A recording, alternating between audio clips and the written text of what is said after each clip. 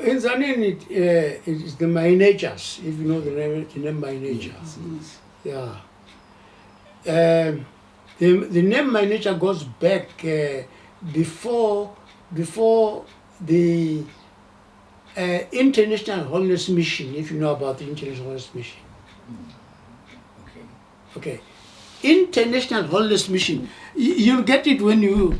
I was going to tell the people there in Bombela about the history of the church. Yes. You see, the Church of the Nazarene started in 1919 here in South Africa. But in Swaziland it started in 1910.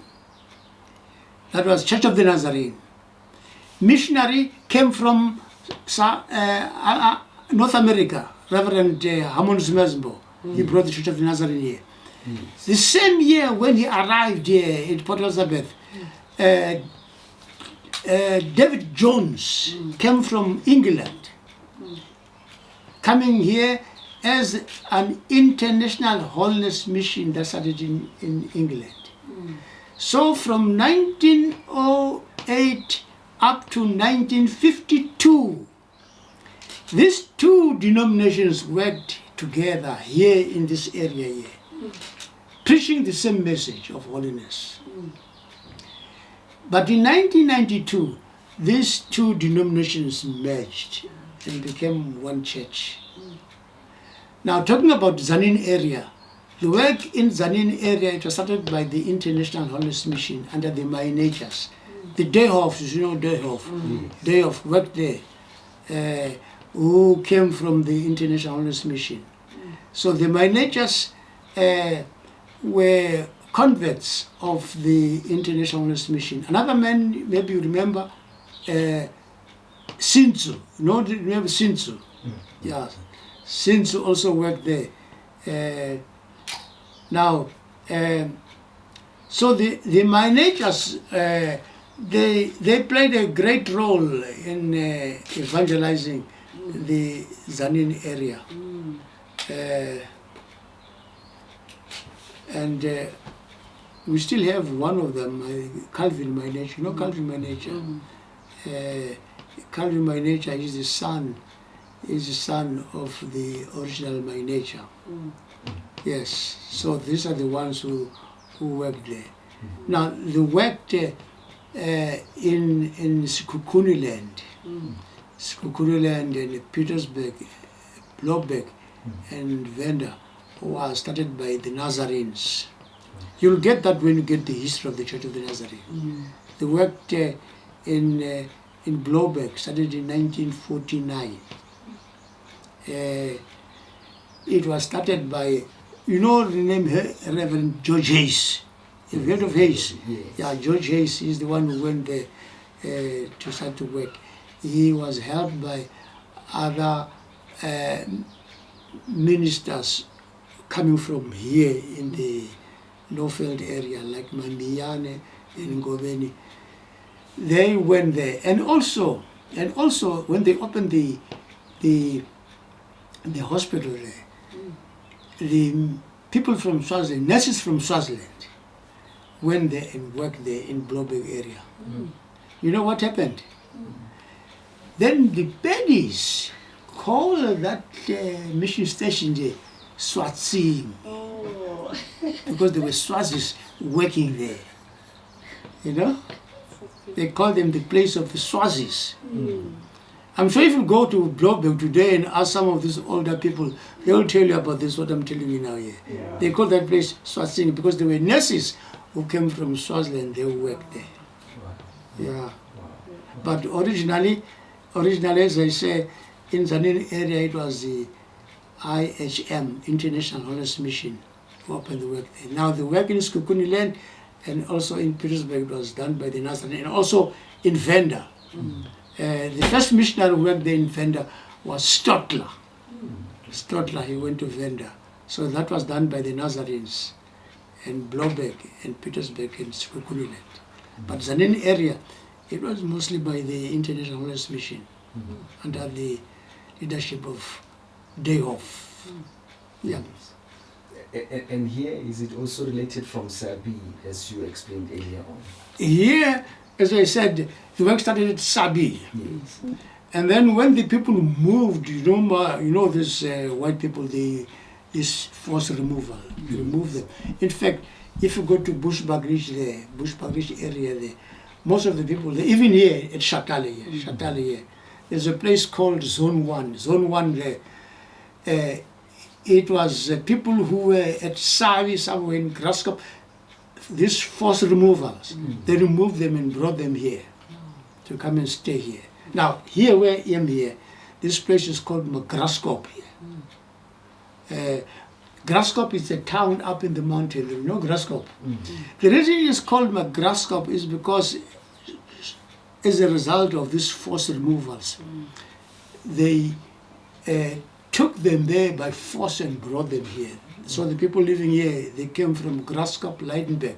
So the people named this place Graskop because they were forcibly moved to come to this place here. So they moved them from those areas to come here by force. Yeah. So at Centennial, you already covered a bit of history, but you couldn't finish. I couldn't finish, unfortunately. You know what happened at Sentinel?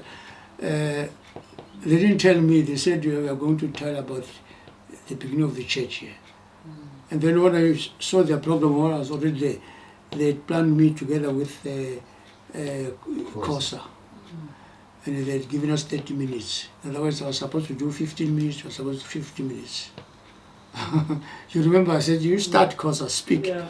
I'll do the rest. And then I said, okay, with me, just pull me down and sit down and you see that I've finished the time. This is what they did.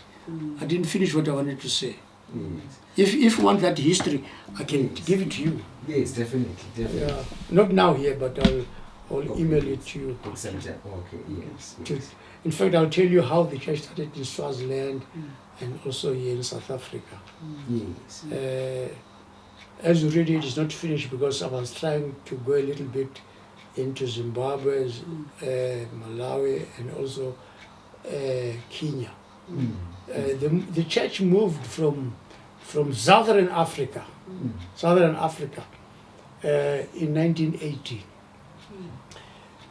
From way 2000, 1990 started here, up to 1980. Our work up to 1957, our work was also Swaziland, Mozambique, and in South Africa only. As I've already said, we moved to Zimbabwe, Malawi, Zambia during the 1950s.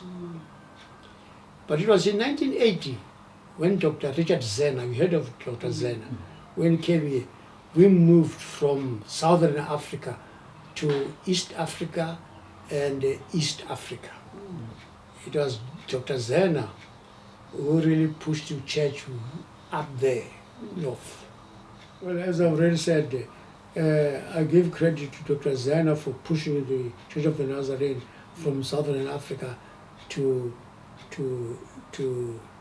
East Africa and also to West Africa. It was Dr. Zena in 1980. He really pushed the church up there. Some of the leaders who worked before Dr. Zena came was Dr. of course Smelzba himself. He died in 1929, and then he left some leaders to continue with his work. I can mention names, of course, I don't mean anything. Dr. Reverend Jenkins, he left in the 1960s, and then some of the leaders who came were Reverend Spencer. Have you heard of Spencer? Yeah, I remember the name. Dr. D.H. Spencer. In fact, Dr. D.H. Spencer, he's the one who mentored me. He's the one who really helped me. Dr. D.H. Spencer. He came here in 1951 at Arthur Seat, and then I arrived at Arthur Seat in 1952. And I almost left because I didn't have anybody supporting me. And then when I went to his office to tell him that I was leaving, going away, he said, don't go away, I will help you. So he helped me financially and otherwise, spiritually, from 1953 up to the time when I finished everything and even got married, Dr. Spencer. He worked here at Arthur Seat. When they transferred him to Swaziland in 1955, that's why I went with him. Okay, I went with him, and then he contributed a lot in leading the church here. It came to a time when he also was influential in leading the church up to Central Africa in the 1950s. He was one of the great leaders of this country, the church. Of course, as I've already mentioned to you, the Smelzimbas. Smelzimba also did a lot in leading the church. And Dr. Jones. Dr. Jones, he's the man who was a medical doctor. There's a hospital there called himself, it was our Nazarene Hospital. He's the man who was manning that hospital for many, many, many years. And then he became also a superintendent in the work here in Southern Africa. These are some of the great leaders. Of course, at the Bible College, the man who mentored me and trained me was Reverend H.K. Bedwell. He originally came from International Honest Mission. He's the one who was our principal at Sitegi in those years. One of the great leaders. Those are some of my great mentors in the church. Yeah.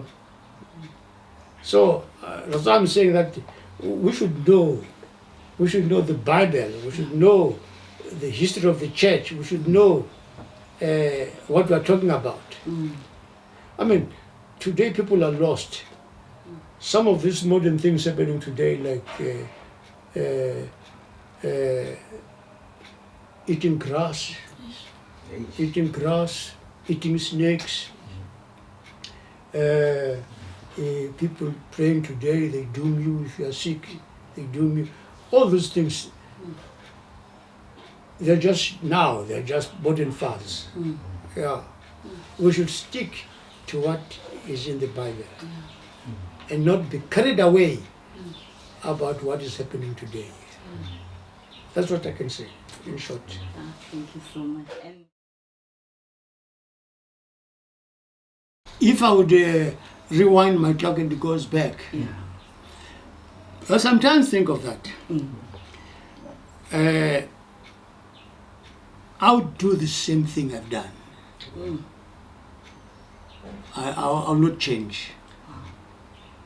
The only thing I would like to change is to do much, much, much better than what I've done before. Amen.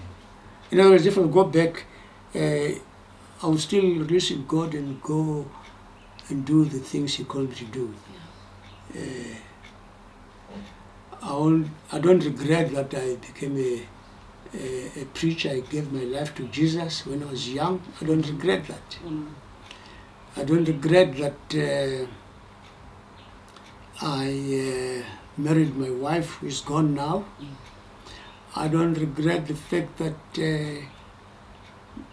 God called me to go into Central Africa. I'm not sorry that I went there. Malawi, Zimbabwe, returned back to Zimbabwe and Malawi, and became a preacher. The only thing I'll do is, oh God, help me to do much, much better. I see all the mistakes, all the disappointments and everything. Then I wouldn't want to repeat those. Yeah, I'll have to improve if God will give me the chance. But I don't think that will happen. Yeah. Of course, when I was called, I was called to be a preacher, to preach the word. That's my call. I was called to be a preacher. I said, God, yes, I'll go. I told you that what really motivated me, it was in 1954. 1954, as I was pastoring a church as a late pastor. By the way, my church was down there at Edinburgh, you know the church Edinburgh. On Saturday, because I was at the boarding school, Saturday morning, we used to cycle from Upper Seat to Islington. Islington is about sort of 50-something k's. It was a dusty road, not tarred road, sandy road, difficult to cycle on a sandy road.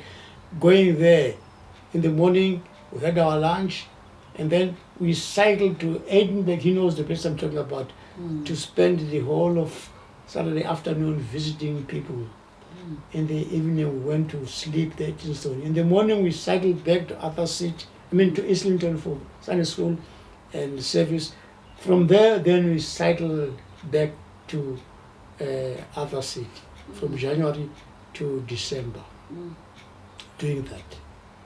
And as I say, I was called to be a preacher. I think everybody today who is called, when you say God has called me, I know there are some he feels God has called him to be a teacher.